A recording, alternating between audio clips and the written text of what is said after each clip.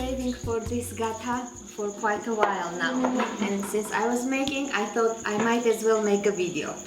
Okay, I made already another video for gata, my earlier videos. That I call that one shortcut gata, because that one is with pre-made puff pastry dough. This one we're making from scratch. So we're mixing our flour, dry ingredients together. So I have flour, baking powder, baking soda, a pinch of salt, and I think that's it. Okay, I'm gonna give it a quick mix. And yes, and a little bit of sugar. Salt and sugar. I am going to help you. Okay, when he sees the sugar, he needs to help. Okay, close it. And just a quick mix. And for this dough, you will need either pastry. Close him. Okay, good job. Either your pastry knife or fork, or you can even do it with your fingertips. And I need cold butter. Cold butter. Yeah, it's cold butter. And I already cut and cubed it, and that way it stays colder, much better than when you don't cut it and cube it.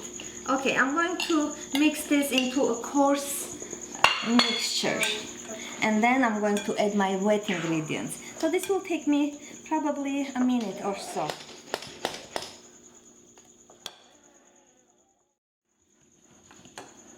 Alright, this is what you're looking for. Crumbly, coarse, even big chunks of butter. That's okay, don't worry about it.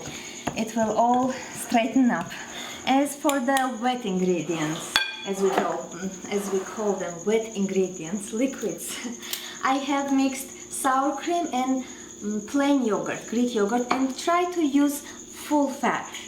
And to this I'm going to add a little bit of vanilla extract, half a teaspoonful or so, and then I have one egg that I'm going to separate. I'm going to use whites for the dough and the egg yolk for egg brush. And by the way, if I get this question a lot, if something is possible to make eggless, you can definitely make gata eggless. The reason I'm using egg white in the dough, because I don't want to waste it. Normally in this recipe there is no egg whites, but I really don't want to waste it or place it in freezer until it's time for it to use. And for the egg yolk, if you don't want to use the egg, you can just brush the gata with cream or milk. So that's that will go on the side. I'm just going to quickly mix and pour in my dry ingredients. And I'm going to knead this lightly into a smooth dough. Arka, what you're doing? Arka, don't do that, please. Okay, so you can use your hands at this point. Okay, and as it comes together, I'm going to place it on my surface and knead a little bit more until it's all nice and smooth. Hey, stop it! He poured some sugar on the island and he's licking it. You can't do that. Okay, so I'm going to put this on my surface. It's much easier to work. And because this is really tender and very fragile and soft mixture of dough, I would suggest to place this in the fridge for later, to work with it later. So I'll just make the dough and get back.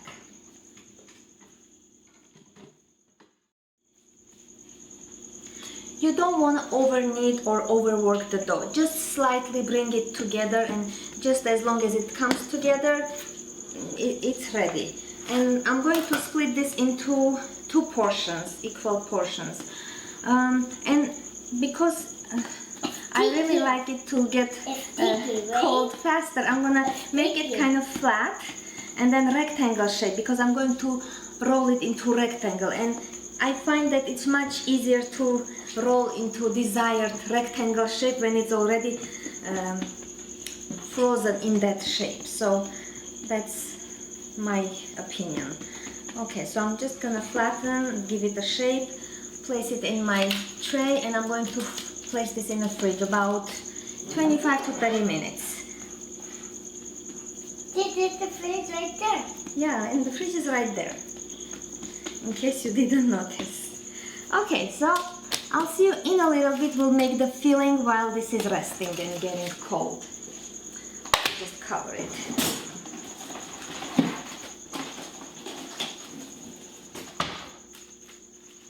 Okay.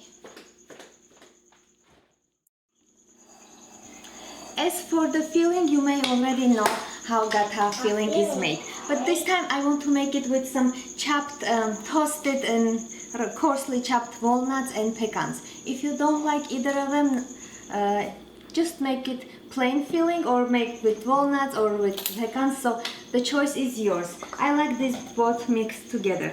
So I'm going to add the flour and my sugar. Where's the sugar? Hey, you can do that, Arka. And usually it's equal proportions for sugar and flour, a cup of each. And of course, as I have already probably mentioned in my earlier videos, I like making gata filling with clarified butter. If you don't have it, you don't know how to make it, it's really easy. You can just Google how to make clarified butter, or you can just use regular butter. I'll put the rest in the recipe, what's the amount for regular butter.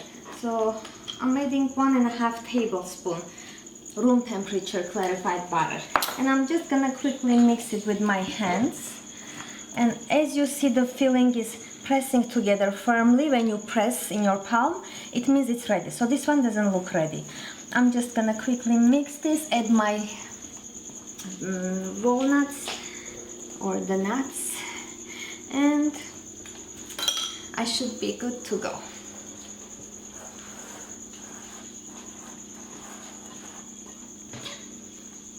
Nice. Looks good. So I'll add this, and my dough should be ready in another 10 or 15 minutes, so I'll see you in a little bit.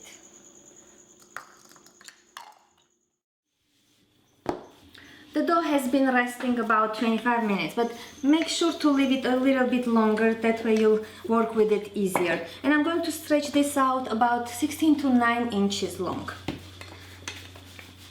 And roll it very gently, because the dough is very fragile and very gentle.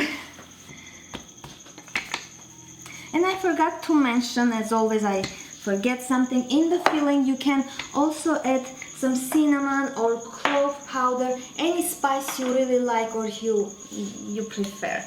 So I added a little bit cinnamon. Okay, and you can just even it up as you go, the sides, although it's not very important.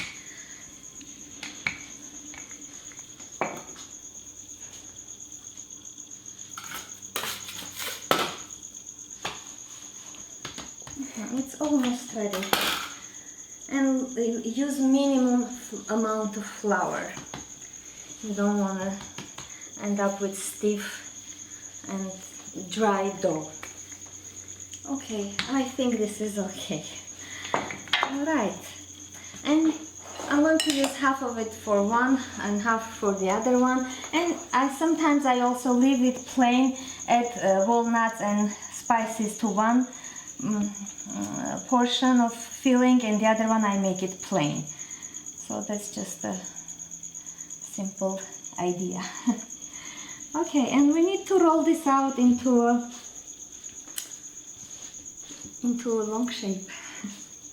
And be sure to leave a little bit space from from each side.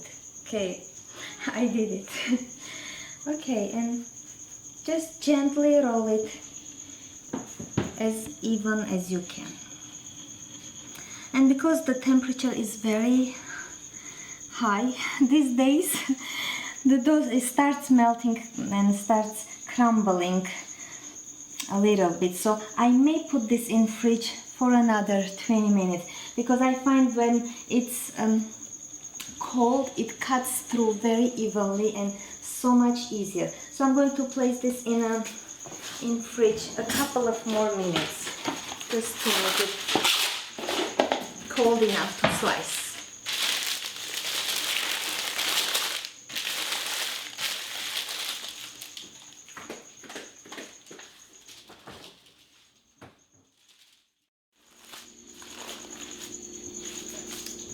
I would really suggest to continue the rest of the process on this paper, on a paper or whichever paper you wrapped it. It's gonna be a little bit messy, and using a paper just will save you on the cleaning. Okay, so with your fork, okay, I had a fork. You would do slightly specific to Gata, some designs, and if you don't want to do that, that's completely okay, but it looks really nice, and that's how traditional Gata looks like. And I find that making the lines before you do the egg wash is much better. And I'm going to use my Gata cutter. If you don't have one of these, you can just use either your dough cutter or regular knife. And I'll be cutting this into triangle shapes. And I already preheated the oven to 375 degrees. Prepared my baking pan with parchment paper, or use wax paper, whichever one you like. And this will bake about 25 to 30 minutes, or until it's nice and golden color. And by the way, I added a little bit of cream to my egg yolk, and I'm going to egg wash when I place it in the pan. So okay, actually I'll egg wash it here and then place it on the paper. That way I'll have less mess. And I'll see you when it's already done, baked, I mean. Yeah, this is much better.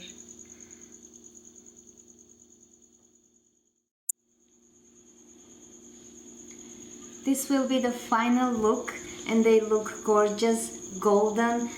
I can't wait to try one out. I will leave the detailed recipe in my blog at Heghineh.com. Check it out. Questions, comments, I'll be happy to hear from you. If you haven't subscribed yet, please subscribe to my channel and like the video if you liked it. Thank you guys for watching. I'll see you next time.